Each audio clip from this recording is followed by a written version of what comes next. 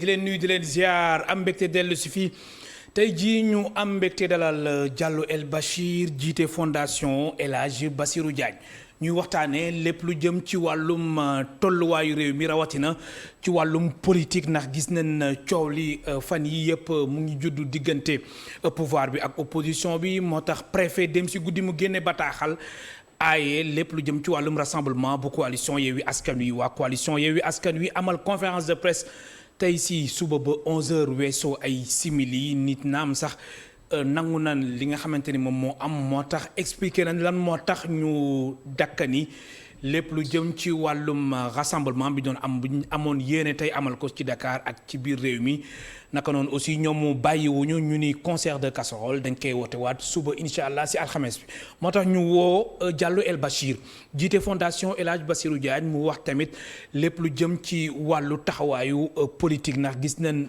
kër diine yi ak fondation yi ñu si mel ni ñoom moom nee na ñoom am nañ si taxawaay bu am solo ñu si am wàllu médiation kenn demul ñu des loolu yëpp dina ko yaatal ci bile émission Diallo man lay dalal jàmm ci plateau Kennu Askan Wi fii si ITV. waaw maa ngi leen fay. maa ngi nuyoo ci asalaamualeykum. wa rahmatulahi taala wa barakaatuhu. di sant yàlla di julli ci yonent bi sangu-sang yi imaama kulu rasul maa ngi nuyu nag sénégalais yëpp di nuyu képp ku may seetaan. di nuyu képp ku may déglu à travers les réseaux sociaux. maa ngi nag ñaanal ñi war a dem Màkka. yàlla yóbbu leen ci jàmm.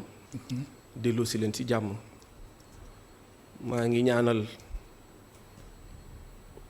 Kafountine gaal boobu fa daanu démb. yàlla moom maa ngi leen di ñaanal yàlla xare leen àjjana.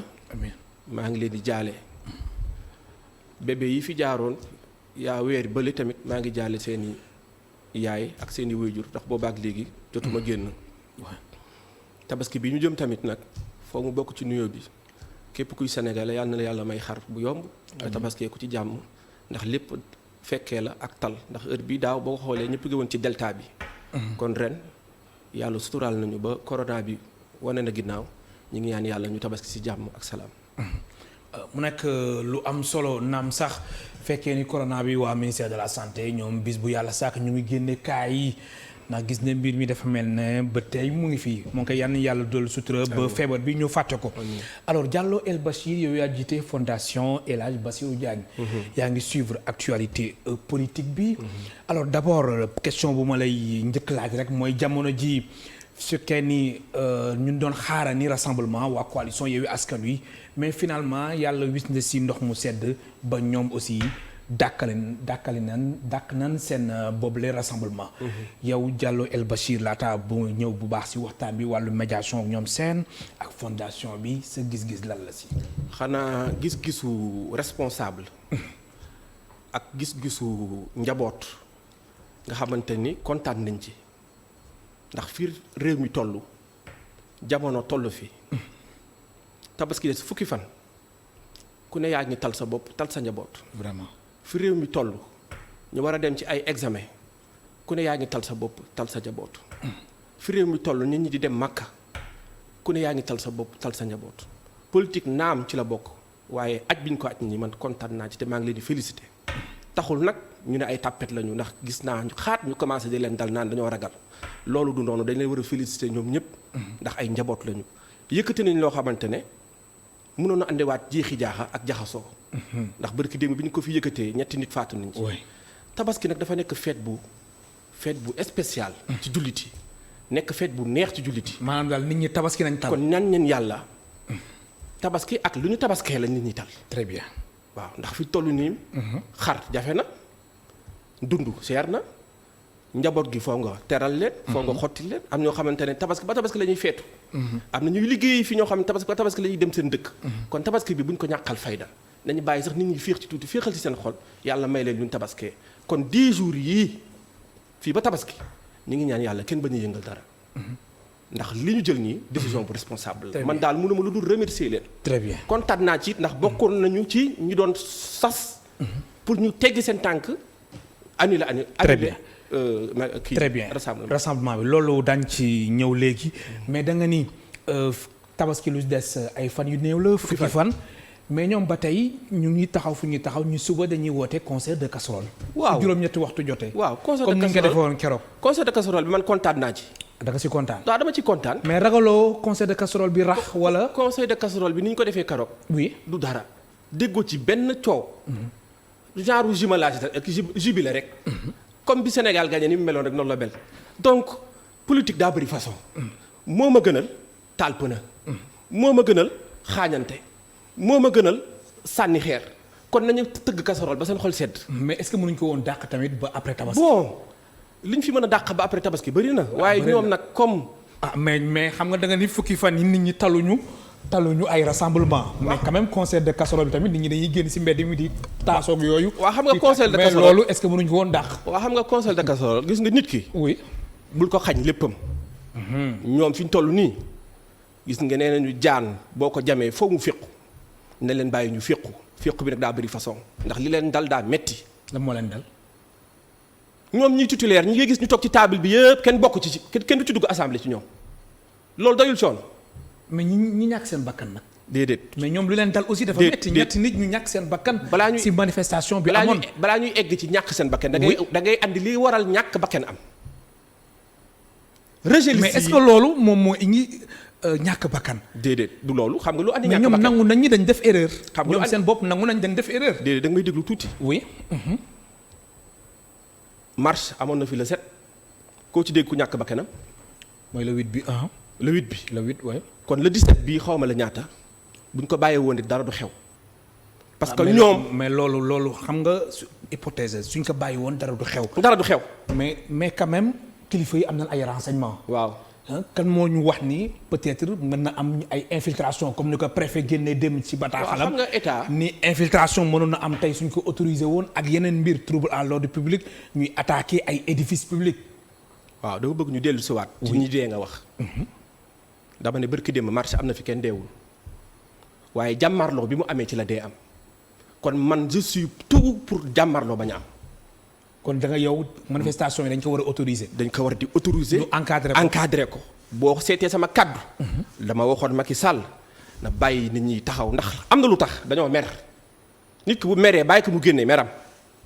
ndax mais nit ki ak façon bu muy génnee meram. waaw parce que ñoom mer aussi nga génn di yàq alalu jàmm. déedéet defuñu loolu de ay fitna loolu tamit quand même du mer. defuñu loolu dañoo xam nga lu ñuy def. lu ñuy def bi ñu meree dañoo dem DGE ñu di leen du fii dem ministre de l'intérieur ñu di leen du fii dem cour constitutionnelle ñu di leen du fii. conseil constitutionnel dem ci conseil constitutionnel ñu leen du fii dem ba cour suprême ñu di leen du fii amuñu feneen fu ñu jëm nag ñu ne dem ca mbedd ba taxaw waxtaan.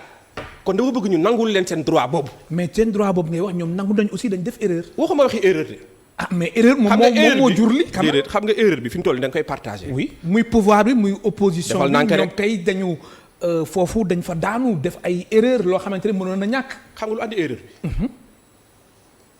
suñu loi yi dañ ko war di tekki ci olof nit ñi di ko lire di ko xam. suñu loi yi dégguñu français. sénégalais déggul français. te loi déedéet parce que loi yi tout le temps interprétation bi mooy jaxase affaire parce que bi assemblée amee ci àdduna ba tey. li dal benn bokk yaakaar arrangé wu leen xam nga lu tax. seen titulaire yii yëpp am na ñoo xamante ne soxla ñu assemblée dañ leen defoon figurant rek pour ñu mën a ba campagne. te ñooñu du ñoom ñoo lay demal di toog assemblée ñu si ëpp ay ministre lañu kon ñoom it amuñu suppléant nga dem ci opposition bi. ñoom ñu am ay titulaire ñu ne titulaire yi duñ dem suppléant yi mooy dem. waaye léegi Macky Sall tey jii bu demee assemblée nationale ku mel ni sama bàjjen Ndeye Saly Diop ministre ne mënumaa dem ku koy remplacer. ku mel ni Diouf Sarr ni mënumaa dem ku koy remplacer ku mel ni Amadou Ba ni mënumaa dem ku koy remplacer benn nga dem ci suppléant yi nga teg leen ñoom ñu dem bu ci biir am ñu ci mënul dem mënatoo jël ci titulaire ya assemblée bii départ ba moo faussé te loi yi la ñu rek mais quand même suppléant yi nga xamante ni ñoom ñoo fa nekk ñoom lu tax ñu teg leen fa ñoom am nañ fa place. am nañ fa place am nañ place assemblée nationale. moo tax nag léegi. lii problème bi remplaçant moo dul am te foo boo gis war a am remplaçant suppléant yi mën nañ dem de waaye bu ñu demul ku leen di remplacer bu ñu deewee ku leen remplacer bu ñu feebaree ku leen remplacer te assemblée daa war a complet bu ñu nee assemblée bi 150 personnes la. tant que assemblée bi matul. ñëpp war a ñoo waat léegi 165 la sax. voilà kon léegi départ ba. moo faussé. très bien mais justement transition boobu sax nañ koy def comme yaa fi junj assemblée nationale. waaw suba dañuy def seen session pour tëj li nga xamante ni moom moo di seen quinquennat bi mandat bi 2017 2022 suba si alxames bi soo doon def benn taxaw seetlu ci assemblée nationale 13e législature bi lañ ngay wax ak yi fa jot a xew yëpp. ci ay kàddu yu ñaaw li fa jot a xew yëpp ci ay loi yu ñu fa voté nangam sangam jàmmarloo. man de def taxaw seetlu ci taxawaayu député yi la ngeen. man day tooguma fi pour. gouvernement. tooguma fi pour opposition man Sénégal laa fi toogal plus particulièrement la jeunesse. man pour man assemblée bi seen liggéey dafa des lu bari. ah bon xam nga lu tax. lu tax. l'État. ak li ko wër yëpp dafa bëri pouvoir te assemblée bi téye nañ ko téye boo xamante ne lu ñu bëgg a jàllale ko te loolu équilibre boobu moo ëpp ci dëkk bi néew ma war ñu ko am de mais dafa ëpp. Sénat amoon na. ñu koy dindi ko andi au conseil des collectivités locales. ñooñu lu Macky Sall wax la ñu wax.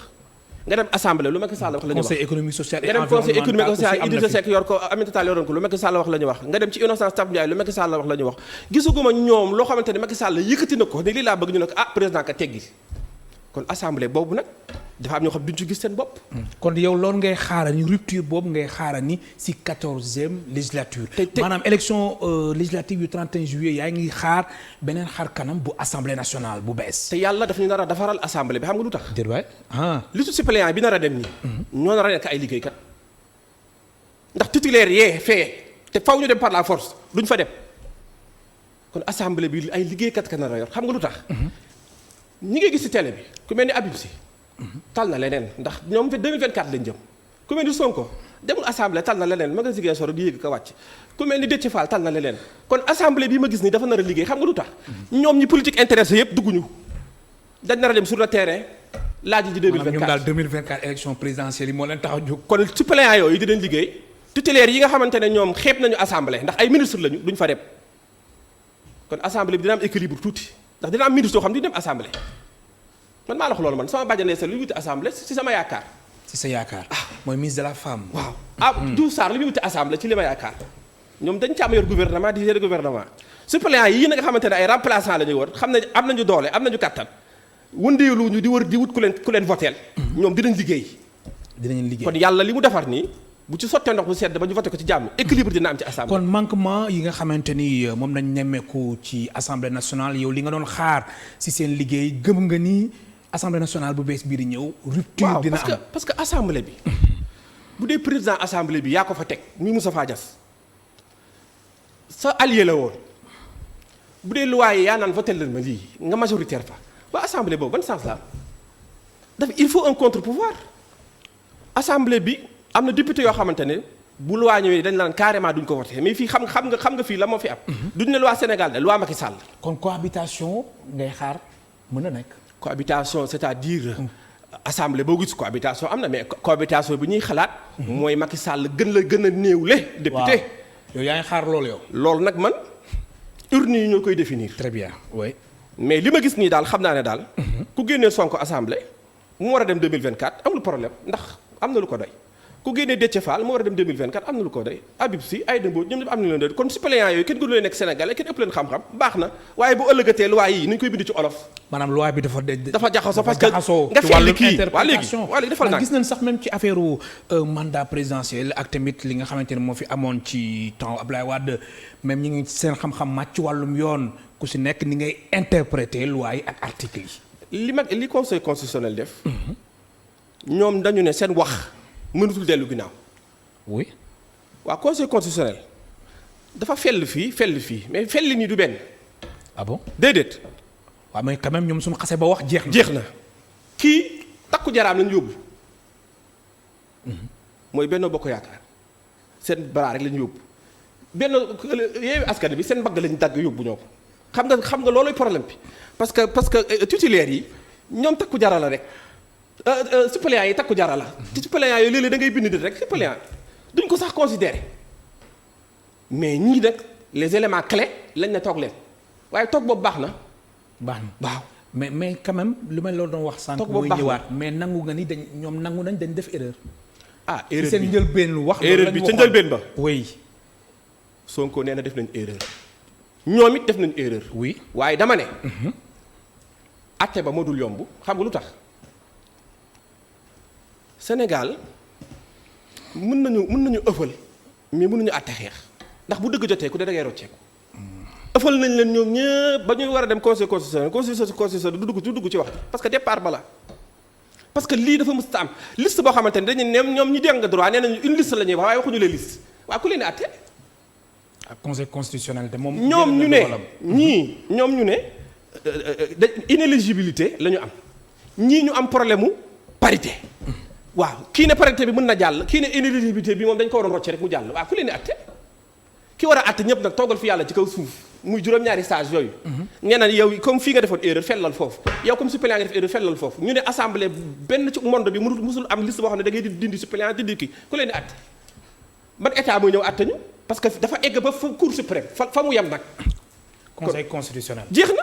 Diallo El Bachir jiite fondation El Hadj Bassirou Diagne mooy tey suñ gan si émission Kennu Askan Wi ngay ñuy suivre en direct si ITV Canal Plus 217 TNT 15 Eutelsat TV d'Orange.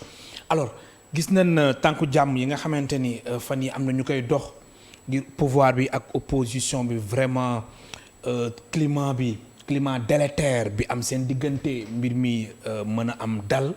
ndax gis nañ ñu ngi waaj a dem ci campagne électorale bi nga xamante ni le 10 juillet la war a tàmbali ci élection législative yu 31 juillet prochain alors fondation El Hadj Bassirou Diagne yow Diallo El Bachir nga nekk président bi yan tànk jàmm ngeen dox ci diggante pouvoir ak opposition bi.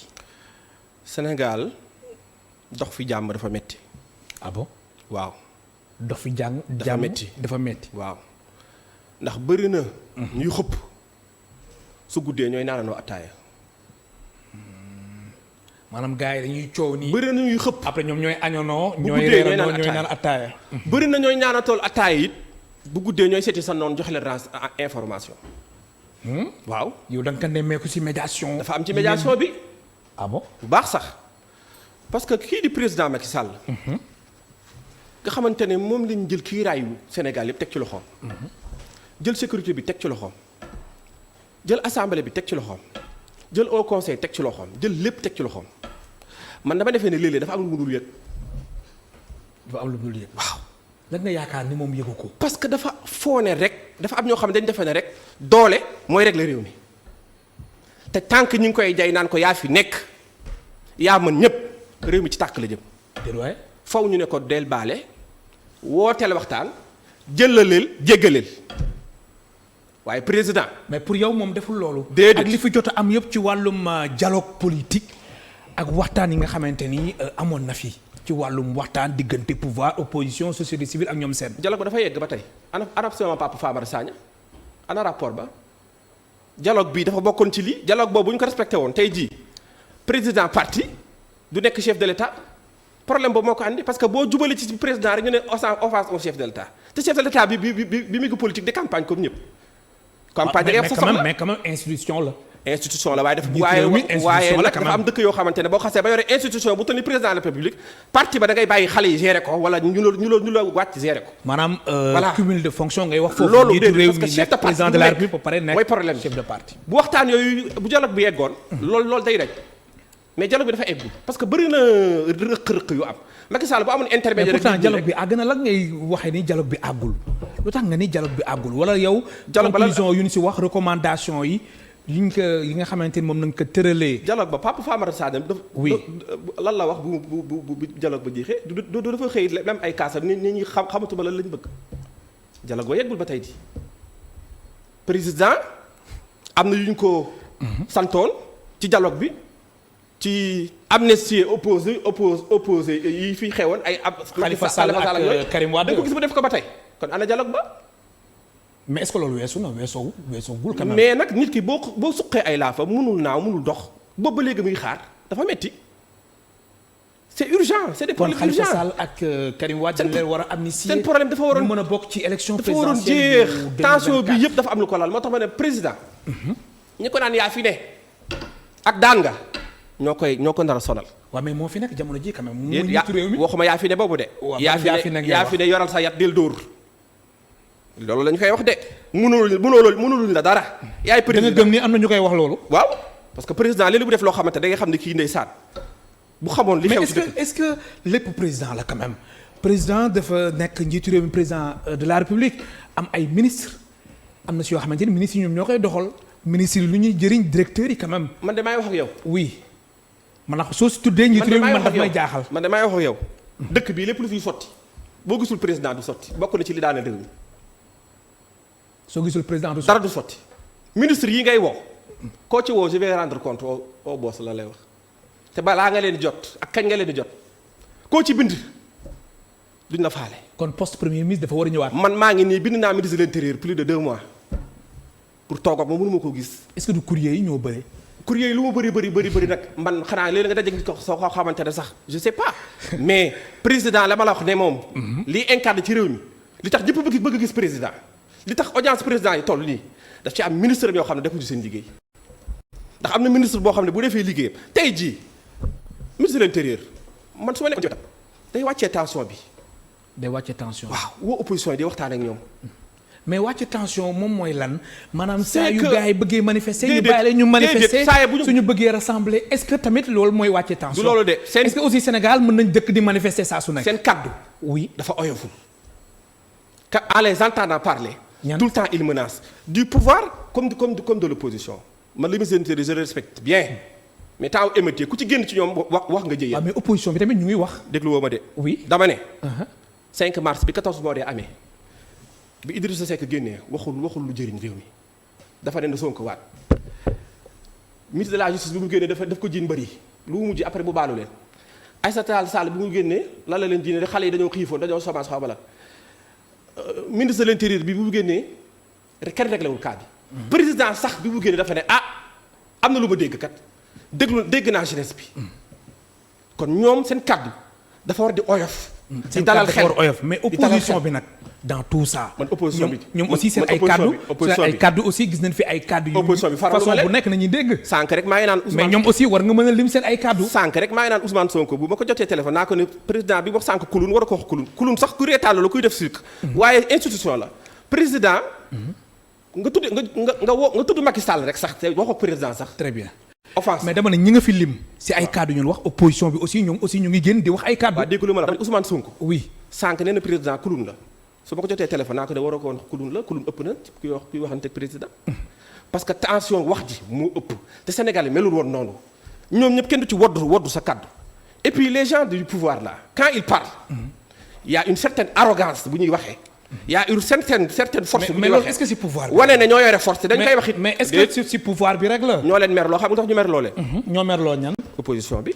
ah bon parce que boo taxawee am na ñoom ci ñu bokk ci ñoom ne mënuluñu dara ñoo yor armée ñoo yor police ñoo yor gendarmerie ñoo yor lacrymogène waaw kooku lu làmmiñam rek la yor nag ki yor làmmiñam rek nag bàyyi ko mu wax nag waaye nag waxuñu la nga saaga mais foog ñu may leen seen kaddu ministre de l'Intérieur laay ñëwaat ci moom. ñu bëri dañ defe ne sax du olof.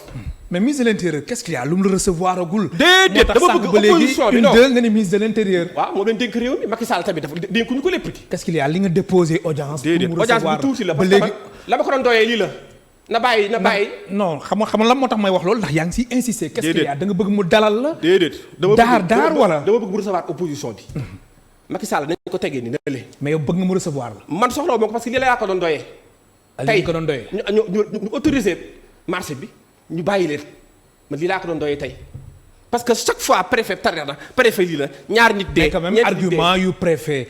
wax si bataaxalam bi d'accord nga si wala d'accord aussi quand même loolu sax man des fois ay infiltration day am. man argument bi ay yàq day am ma ne infiltration waxoon nañ ko ci émeute marché ya ba léegi gisoo leen Ablaye Wade waxoon na y a des forces occultes yu dugg ci dëkk bi 2012 gis nga leen ba léegi. waxoon nañ ko Idrissa Seck il te prépare un coup d'état gis nga leen ba léegi. parfois mais quand même fan yii état mais quand même waa nga ne état. ma baale parfois état day yëkkati lu fort nag pour nit ñi xaw a wàcc tuuti. ah bon waaw ñoo yor mais enquête est-ce que état day yëkkati li fort ngir ñu wàcc tuuti loolu nga jàpp moom moo am si fan yi ñu ñuy wax dañ leen jàpp. ay force spéciale man de su ma jàppoon nga xamante ni dañ leen jàpp ñu ni dañ bëggoon installer le chaos ci réew mi. man su ma jàppoon benn rebelle tey jii. oui du ma ko wax comme kuy jàpp jaaykatu drogue ni ngay def jàpp kenn di wut cerveau ba da nga naan pat fii léeg-léeg ñu fiile fi nit di ko topp di ko topp. mais enquête bi mu ngi wéyee ni. déedéet mais loolu la procureur Amath Diouf waruñu woon sax wax tax benn nit la te dafa doon fotowu ci benn bus xam nga kooku làqatiwul taxaw di selfie yorul arme yorul dara te kooku boo xoolee xam dafa xiif kooku crédit bu mu jënd sax amu ko. voilà ak argument yu procureur wax yépp. argument yi procureur xam nga man moo gën a légal. nit ñi dañoo xiif dañoo war a tabaski. dañoo sonn duñu bëgg dal may leen ñu ba tabaski passé ñu autoriser leen seen match moo gën a taxaw ay mais ban intérêt la suñu force de défense et de sécurité yi am wax ni am na ñun jàpp ñi nga xamante ni dañu bëggoon installé ngi fitna si réew mi ba pare yow nga ni argument boobu mënoo ko dégg. sëriñ bi presse nga yor guerre ba ca Ukraine ak Russie léeg-léeg ñu walla ci télé bi loo xamante ñu bëri nee nañu dañ ko monté du bombe bi dooruñu ko Ukraine dooruñu ko Russie léeg-léeg ñu wane ay soldats yuy joxe seen bopp te dañ leen a monté yëbbul leen man waxuma waxee enquête dama ne force occulte dañ ko yàgg a wax ci réew mi waxoon nañ ko ci 5 mars ba ana ñooñu ana ñu jàppoon ca ñooñu. waaw mais lu ñu doon wax ak lii est-ce que benn la dañoo yore arme mais lu ñu doon wax ak bii est-ce que mën na bañ nekk benn quand même. xam nga force spéciale. oui. ak agresseur rek kuy dóoraateeg kuy xaañaateeg yépp trouble à l'ordre public rek ñuy solal nit ñi rek agresseurs yi ñu waxoon nañ leen seet ana ñooñu fu ñu toll ana ramage yi doon def. ana ñi ñi sàcc seen moto ba rey kooku force occulte bi dafa rey kenn dafa dugg rek ñu ne cib nañ ko dañ ko def enquête donc waaye du tax nag gën a lekk léegi kenn du fi campagne te campagne dina am xam nga lu tax seen wax bi li tax mu rëy. kon da nga jàpp ni yow. déglu dañ ko wax pour xool. déedéet campagne bañ a am wala lan wax bi sax dafa rëy xam nga lu tax. législatif mënoo ko def te doo campagne bi mar détail yi mun nañ fi jam kenn opposition ne du moom. pouvoir de moom jiin ko force occulte yooyu te force occulte bu ñëwatee encore dañ daan ci opposition bi la ñu wax donc am na yoo xamante ne kenn du ko signalé ci réew bu tolloo fii da nga koy daan pat parce que léegi nag. parce que day am ci mais fu Sénégal toll askan bi aussi dafa am solo ñu xam. information yi ñoom suñu demee ba def seen ay enquêtes ay renseignements wax nit ñi. dañ leen yow nag force occulte titre la la non du question titre mais quand même. mais dañuy waxante dëgg ñoom suñu demee ba def seen enquête. man borom moto yi laa gën a ragal borom moto yor paaka yi jaas yi ñoom laa gën a ragal. ñoom nga gën a ragal. lay la parce que léegi da ngay taxaw fi ngay tëjee sa oto ñu jam la. jël sa portable dem seen yoon. man force occulte dégg rek laa ci am gisuma leen sax te xam naa ne ni ñu leen maîtriser nii ministère de l'Intérieur avec ses renseignements ak lépp force occulte mënu leen a jaaxal force occulte nag mun tabaja dugg Sénégal adduna bi yëpp a jaxasoo terroriste bi leen daan jooy bu njëkk ba xoolee terroriste bi leen daan jooy bu njëkk ba Mali la fa xew Guinée la fa xew bu njëkk ba terroriste leen daan wax mais léegi force occulte dama ne borom jaas yi di goraate force spéciale ñoom laa gën a ragal xam nga lu tax dañuy fekk asgor buy doxi soxlaam ñu xañ ko fekk asgor buy wuti ñu xañ ko fekk asgor bu feebar ñu doon yokk sa feebar man ñooñu laa gën a ragal te nañ ci wax bàyyi waxu force occulte yi nañ def sécurité ci réew mi. Très bien Diallo El Bachir président de la fondation El Hadj Bassirou Diagne mooy tey suñu gan si émission Kennu Askan Wi alors ma dellu siwaat ci wàllum médiation bi gis nga li nga xamante ni moom moo xew ba ñoom ñu reporté ko jàpp nga ni même après tabaski tamit ñoom daal dañu war a bàyyi ba campagne bi jot muy pouvoir opposition bi ku nekk def sa campagne kuy gañ a gañe. ministre de l'intérieur laay ñëwaat ci moom. soxla ma ko de askan bee ko soxla. xam nga tax askan mi soxla ko dafa bëri lu ñu naan Macky Sall loolu du rôle ministre de l'intérieur la. xanaa déggoo tur bi ministre de l'intérieur. Antoine Félix Diome. ministre de l'intérieur. tey yàlla xam na ne laa wax. bu recevoiroon parti politique yi toog waxtaan ak ñoom billaay solution dina am tey bu leen recevoiroon campagne bi dañ fi campagne bu normal coow du jib te campagne bi laa nar a gën a ragal. ndax lendemain tabaski la mais jàpp na ne ñoom suñu leen woo woon. dinañ mën a dem. non dinañ waxtaan parce que dafay am ay nitu diine yoo xamante ne. ak ay médiateurs ak ñu mel ni ñoo xam ne dañuy toog xam war ne nag dinañ dem waxtaan toog waaw. mais opposition bi position bu mu nekkee jamono ji gis nañ dem CNRA conseil national de régulation de l'audiovisuel woo leen ngir ñu def ay tirage au sort xool campagne bi ordre de passage bi RTS bi kan ak kan mooy njëkk jàll ak ku stop ak yooyu mais ñoom teewuñ fa woon. ñoom suñu leen woon dialogue est-ce que dinañ dem. xam nga lu ci problème bi ma ñëwaat ci. ñoom ñëpp dañu ne kii mënut a organiser élection yi ndax dafa far man langage boobu laa bëgg mu simmi ko mbubb boobu faruma yéen laa àndal peuple bi laa àndal te moom rek moo ko mën a wax joxe ko waaye ci doxalinam ni mu recouvrir. kon ministre de l'intérieur war woon nekk ci parti au pouvoir. normalement man comme ni ñu fi amoon ay ñoom général dans. keroog dama ne Macky Sall sama déclaration Sénégal loolu la war a dellu. dama ne Macky Sall am na généraux yu fi ne woon yoo xam ne politique safu leen. oui askan wee leen ñor. jël leen nga bàyyi kii régler insécurité bi ndax am na lu ko doy. régler agression yi am na lu ko doy. régler disparition yi am na lu ko doy. régler frontière Mali bi am na lu ko doy. ñu wut nag un général qui va se charger des élections général boo xamante ne. élection rek lay lijjanti élection parce que Sénégal chaque fois ministre de l'intérieur mooy andi problème élection. am na ministre de l'intérieur bi fi waxoon ma dinaa fexe Macky Sall gagné am na ministre de l'intérieur boobu bi mu gagné dañ koo gisati donc Antoine ñi ko yéen ñëpp la attanu te Antoine ku ni ma ko gisee xam naa ne dialogue bi moo amagul parce que bi ñu ko faleeg léegi dafa yàggul te boobaak léegi rek ci coono lañ ne xam nga ci corona lañ jóg xam nga Macky Sall amul chance. déedéet. amul chance maanaam amul chance maanaam. Macky Sall ñu ngi ko fal 2019 deuxième mandat bi. ñu corona ñaari at. ñetteelu at ba ñu dugg ci local. ñu campagne ba solal nit ñi. ñu jóge ci. duggaat ci législatif ñu ngi nii di bayal dëkk bi. bu jógee ci législatif présidentiel lañ jëm. waa 5 ans Macky Sall boobu lu mu ko jëriñ. mais teewul quand même mu ngi doxal. déedéet dama lay expliquer ak infrastructure yu fi nekk. waxuma waxu infrastructure ñoom TER ak ñoom BRT ak yeneen. mais quand même loolu tamit avancé la liggéey la manque de chance bi laa la wax. manque de chance bi. waaw 2 ans yi yëpp ci xeex corona la ne woon. sonn lool ñu jël ay budget yoo xamante ne yëpp dafa waroon dem ci ay infrastructure ñu voté 1000 milliards indi ko ci bagage. ak fonds force de. fonds force Covid 19. ñu andi ko ci milliards yi.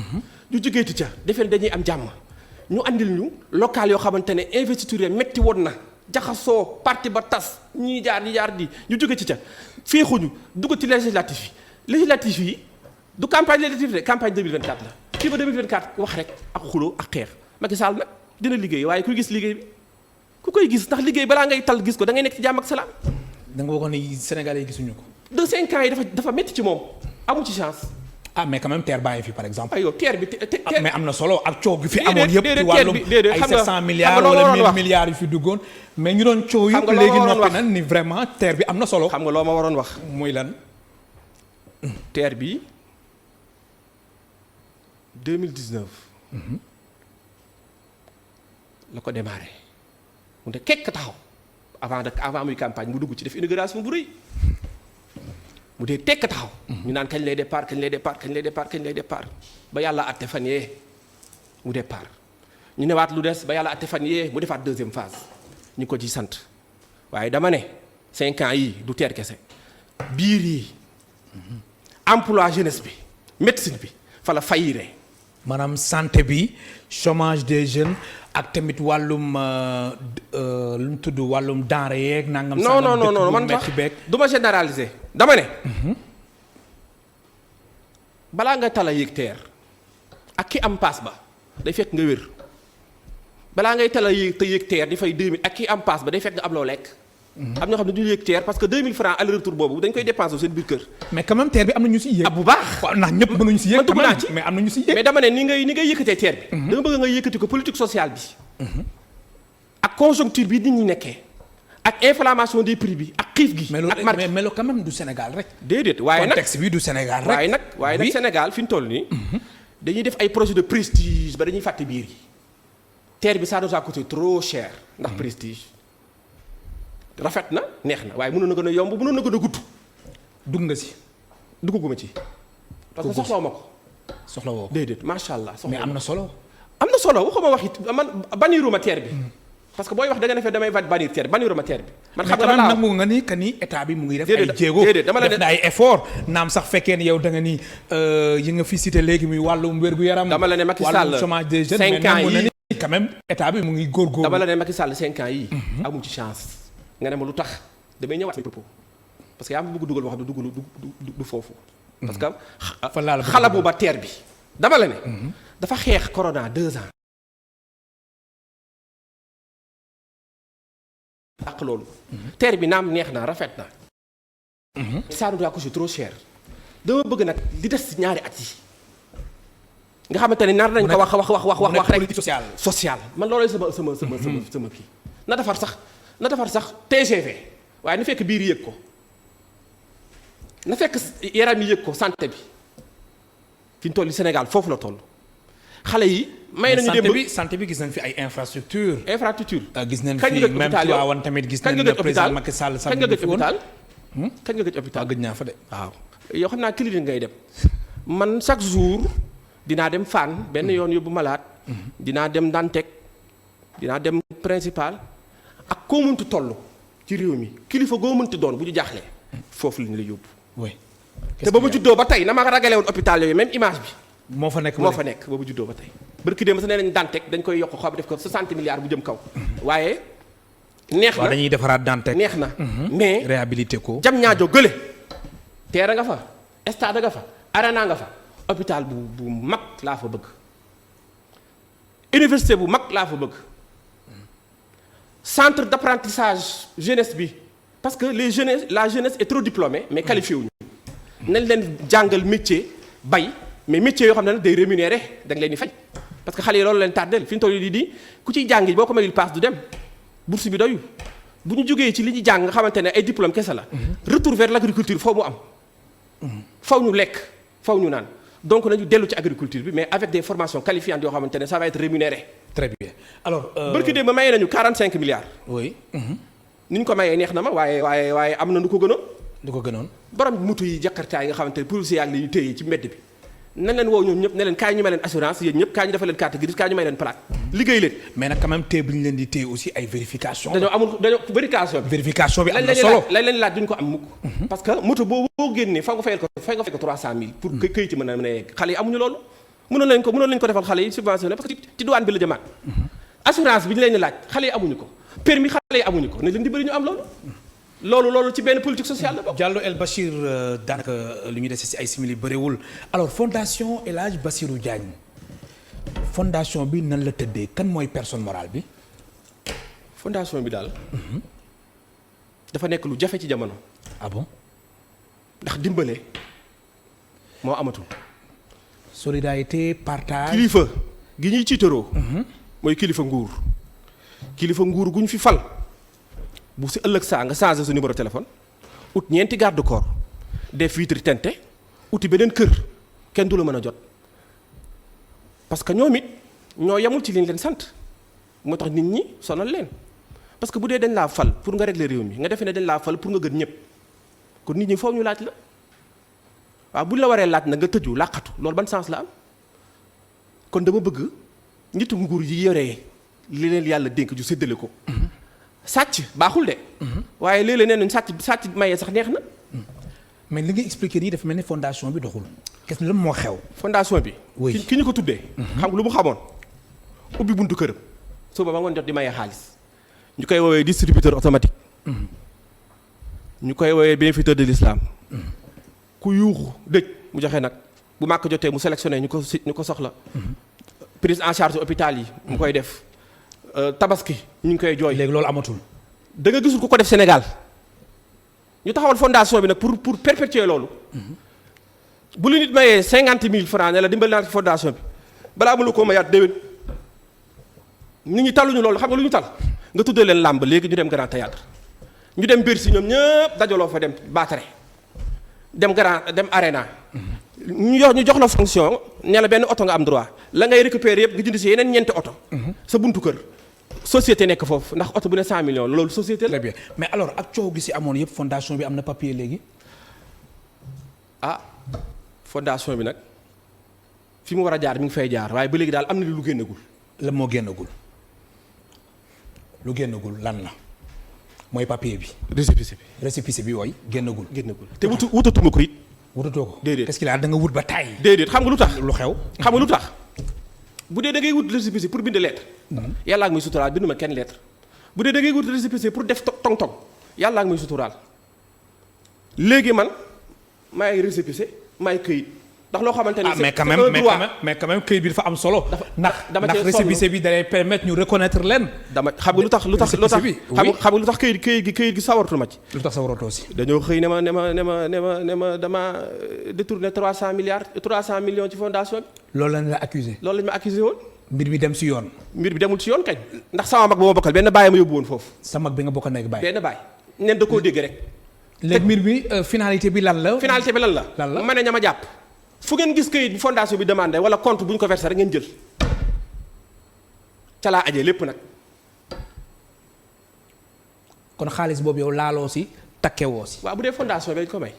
xanaa dina am compte xanaa dina am lettre xanaa dina am décharge dama leen ne leen comme yéen da ngeen maa woo fii ba brigade de port ne damay enrichir illicite. waaw loolu kay mooy wàllum yoon. donc enquêteurs yi déglu woon nañ la. léegi nañ seet lu amul këyit ñu bëgg ma cee sonal këyit ya jot nga déposé ko di xaar ba wala génn ma toog leen seetaan waaye man bu dee li tax mu am këyit maa ngi koy def man maa ngi ci xam nga lu tax dama lekkul dama naanul ci soxla nit ñi maa ngi dem hôpital di fay sama posu bopp. maa ngi dem léegi fondation bi kan mooy personne morale bi.